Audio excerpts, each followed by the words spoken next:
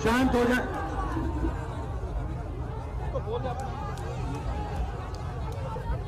Hello,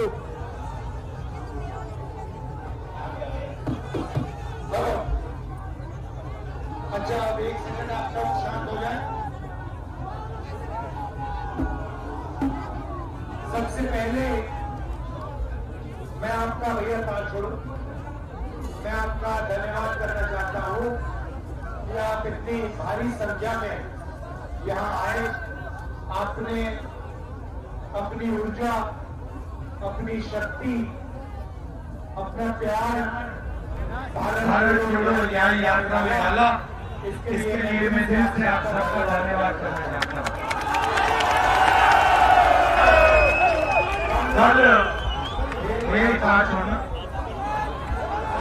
कल मेरा उड़ीसा में एक प्रेस कॉन्फ्रेंस हुआ था, वो आप लोगों ने देखा? उसमें बड़ी इंटरेस्टिंग बात हुई। एक पत्रकार ने मुझसे सवाल पूछा, भैया ये एम्बुलेंस को निकलने दीजिए प्लीज, भैया चाय बनाइए। शाबाश, अलंकार सामने से हटो। भैया क्या बनाइए, जल्दी जल्दी जल्दी, शाबाश।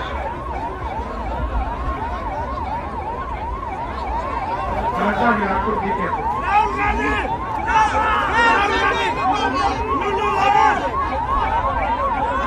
शाबाश शाबाश शाबाश। भैया इधर आ जाओ, निकल जाओ, अब जाओगे, शाबाश।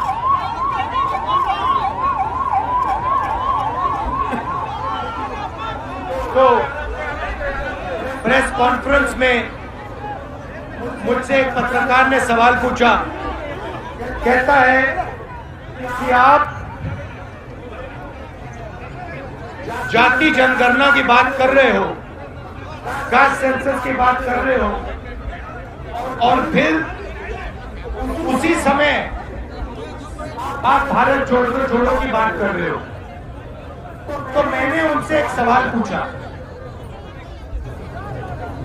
सबसे पहले आप लोग जानते हो कि देश में आदिवासी कितने हैं? तो जानता है? तो जानता है? यहाँ पे कोई जानता है? दलित में है, कोई जानता है? सिलसिले में है। ठीक है, तो मैं आपको बताता हूँ और बात को आप अच्छी तरह सुनिए। इस देश में तकरीबन 8% आदिवासी हैं, सही बात? ठीक है। उसके बाद 15% दलित हैं। 8 और 15 कितने होते हैं? जोर से बोलो। 23। उसके बाद 50 से 55 ओबीसी वर्ग के लोग। 23 और 50 कितने हुए? जोर से। तो मैंने उस पत्रकार से पूछा कि भैया एक बात बताओ, आप मुझे कह रहे हो कि मैं जाति जनगणना का सवाल ना उठाओ। ये आपके सब मीडिया के मित्र जो बैठे हैं, इनमें एक दलित, एक आदिवासी, एक ओबीसी है? नहीं। मैंने उससे पूछा, कहा कि हैगा? चुप हो गया बिल्कुल। फिर मैंने उससे पूछा, हिंदुस्तान की 200 सबसे बड़ी कंपनियों में मुझे दलित, आदिवासी, पिछड़ा मालिक दिखा दो। चुप हो गया, एक नहीं दिखेगा। फिर मैंने उससे कहा ठीक है, कंपनी छोड़ दो, हिंदुस्तान की सरकार को जो 90 लोग चलाते हैं, IAS अफसर चलाते हैं, उसमें दिखा दो। चुप हो गया। फिर मैंने कहा ठीक है, प्राइवेट अस्पतालों के मालिक में दिखा दो, उसमें नहीं है। फिर मैंने कहा स्कूल कॉलेजेस के जो मालिक है उसमें दिखा दो, कहता नहीं। तो फिर मैंने उससे कहा भैया आप दलित, आदिवासी, पिछड़े हो कि कितनी आबादी है? जोर से बोलो भाई। 73% है और आप उनको कहीं भी जगह नहीं देते हो और फिर चाहते हो कि भारत जुड़ जाए। कैसे जुड़ेगा? अगर मेजॉरिटी आबादी को आपने कुछ नहीं दिया, नंगा कर दिया, भूखा मार दिया, तो फिर भारत कैसे जुड़ेगा? असंभव। तो ये भाइयों और बहनों, इस देश में भयंकर सामाजिक अन्याय हो रहा है। चारों तरफ सामाजिक अन्याय हो रहा है। इसमें एक और बात जोड़ना चाहता हूं। इसमें जनरल कास्ट के गरीब लोग भी हैं, वो भी आपको नहीं मिलने वाले। अदानी के ऑफिस में जनरल कास्ट का कोई गरीब मिलेगा आपको? दलित मिलेगा? आदिवासी मिलेगा? पिछड़ा मिलेगा? नहीं। सब करोड़पति और एक छोटा सा ग्रुप है, वो आप सबका जीएसटी को आप देते हो ना, वो चुने हुए लोग आपके जीएसटी को खा रहे हैं। आपने ये शर्ट खरीदी ना, इसमें आपने जीएसटी भरा? कितना भरा भाई? 18% जीएसटी आपके जेब से सीधा अदानी जी के जेब में गया। वो मजे ले रहा है, ओडिशा की माइंस खरीद रहा है, ये सड़क ले रहा है, पुल ले रहा है, मीडिया को कंट्रोल करता है और फिर हमें कहता है, उसकी मीडिया हमें कहती है भैया जाति जनगणना सवाल क्यों उठा रहे हो? अब फिर मोदी जी ने क्या कहा? मोदी जी कहते हैं भाषण में, पार्लियामेंट में, एक सेकंड भैया, मोदी जी पार्लियामेंट में कहते हैं ओबीसी वर्ग को भागीदारी की क्या जरूरत, मैं ओबीसी हूं। सबसे पहले मैं आपको बताना चाहता हूं, नरेंद्र मोदी ओबीसी पैदा नहीं हुए थे। फिर से सुनो, नरेंद्र मोदी जी दिल्ली का, सुनो भैया मैं बहुत गहरी बात बोल रहा हूं, आपका लोगों का, आप सब लोगों का भयंकर बेवकूफ बनाया जा रहा है। सुनो सुनो सुनो, मैं जो बोल रहा हूं, नारे बंद करो। आप लोगों का भयंकर बेवकूफ बनाया जा रहा है। नरेंद्र मोदी जी ओबीसी नहीं पैदा हुए थे। नरेंद्र मोदी जी टेलीकास्ट के गुजरात में व्यक्ति पैदा हुए थे। उनको, उनकी कम्युनिटी को बीजेपी ने 2000 में ओबीसी बनाया। आपके प्रधानमंत्री ओबीसी नहीं पैदा हुए, आपके प्रधानमंत्री जनरल कास्ट पैदा हुए। और ये पूरी दुनिया में झूठ बोल रहा है कि मैं ओबीसी पैदा हुआ। पता है मैं कैसे जानता हूं? पता है मैं कैसे जानता हूं? सुनो, मुझे बर्थ सर्टिफिकेट की कोई जरूरत नहीं है। पता है मैं कैसे जानता हूं कि आपके प्रधानमंत्री ओबीसी पैदा नहीं हुए? वो किसी ओबीसी से गले नहीं मिलते, वो किसी किसान का ऐसे हाथ नहीं पकड़ते, वो किसी मजदूर का हाथ नहीं पकड़ते, वो सिर्फ अदानी जी का हाथ पकड़ते हैं। और ये पूरी जिंदगी में जाति जनगणना नहीं करेगा, क्योंकि ये आपके प्रधानमंत्री पूरे देश से झूठ बोल रहे हैं। ये ओबीसी नहीं पैदा हुए, ये जनरल कास्ट के आदमी है, ये ओबीसी जाति जनगणना कभी नहीं करने देगा। लिख के ले लो, जाति जनगणना का काम कांग्रेस पार्टी और राहुल गांधी करके दिखाएगा। आप देखो, अब देखना, मैंने जाति जनगणना की बात की, सामाजिक न्याय की बात की, नरेंद्र मोदी जी ने भाषण दिया, कहते हैं भाइयों और बहनों, इस देश में सिर्फ 2 जातें हैं, एक अमीर है, एक गरीब है।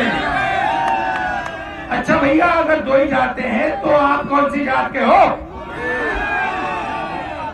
आप गरीब तो नहीं हो, आप 24 घंटा नया सूट पहनते हो, करोड़ों रुपए का सूट पहनते हो, आप कहां के गरीब? और अगर दो ही जात है तो आप ओबीसी कहां के बन गए? भैया भैया, सुबह एक नई ड्रेस आती है, उसके बाद दोपहर में अलग, शाम को अलग, और हर रोज अलग अलग अलग। और फिर ये झूठ बोल रहे हैं कि मैं ओबीसी वर्ग का आदमी हूं। नरेंद्र मोदी ओबीसी नहीं पैदा हुआ, नरेंद्र मोदी जनरल कास्ट का आदमी पैदा हुआ। उसकी जात को ओबीसी बीजेपी ने सिर्फ गुजरात में बनाया। ये 24 घंटा हिंदुस्तान के पिछड़े लोगों से झूठ बोल रहे हैं। पता लगा लीजिए मेरे फोन पे, मैं एक सेकंड में बता देता हूं आपको। मेरे फोन पे लिखा है, ये सुनो, मोदी जी मोद घांची जात के हैं, मोद घांची कास्ट के हैं। इनको गुजरात सरकार ने 2000 में ओबीसी घोषित किया था। आपके प्रधानमंत्री ओबीसी कास्ट के नहीं थे, वो जनरल कास्ट के आदमी हैं, और वो देश के हर पिछड़े वर्ग के व्यक्ति का बेवकूफ बनाने के लिए प्रधानमंत्री बनाए गए हैं। ले लो सच्चाई, सुन लो। अब देखो, अब मैंने सामाजिक न्याय की बात की, अब मैं आर्थिक न्याय की बात करना चाहता हूं। आपके प्रधानमंत्री, हिंदुस्तान के प्रधानमंत्री आपका पूरा का पूरा धन लेकर, आपके छोटे बिजनेसेस को लेकर खत्म कर रहा है।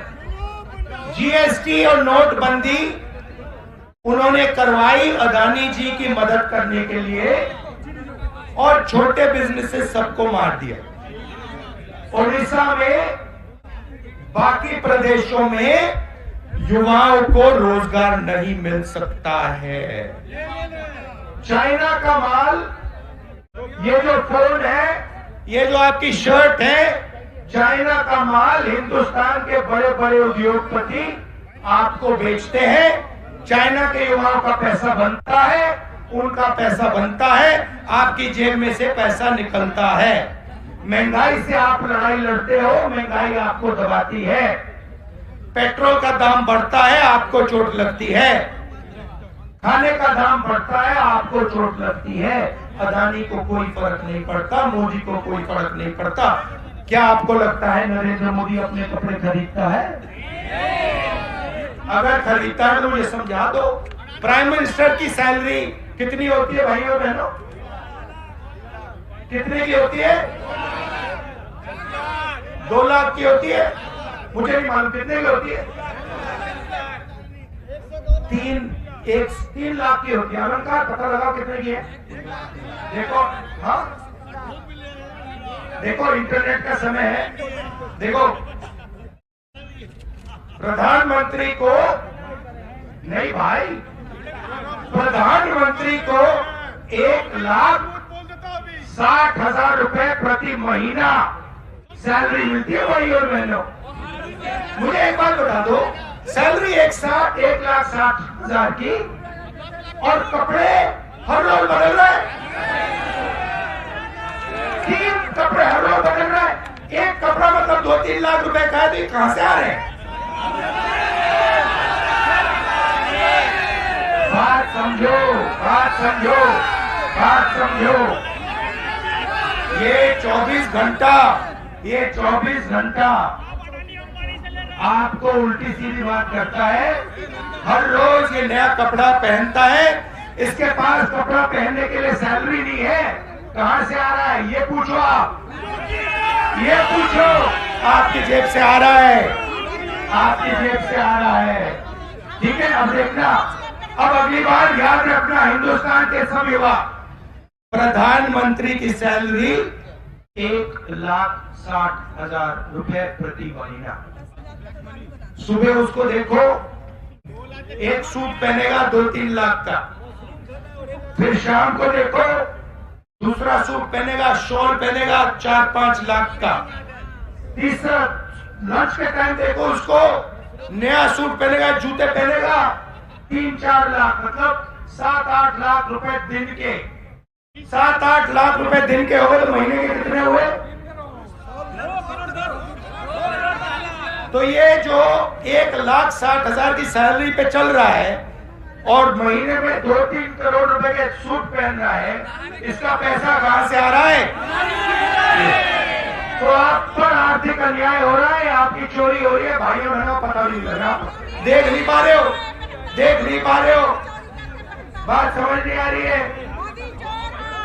तो ये हो गई आर्थिक अन्याय की बात। चलो अब चलते हैं किसानों के पास। किसानों के खेत के पास जाते हैं और यहाँ पे किसानों से कौन लूट रहा है? बीजेडी और बीजेपी मिलकर।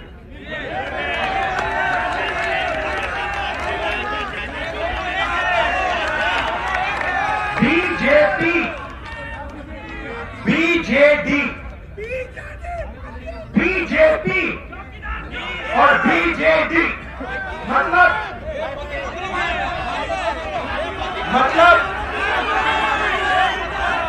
पी और डी फर्क है, बाकी एक ही है।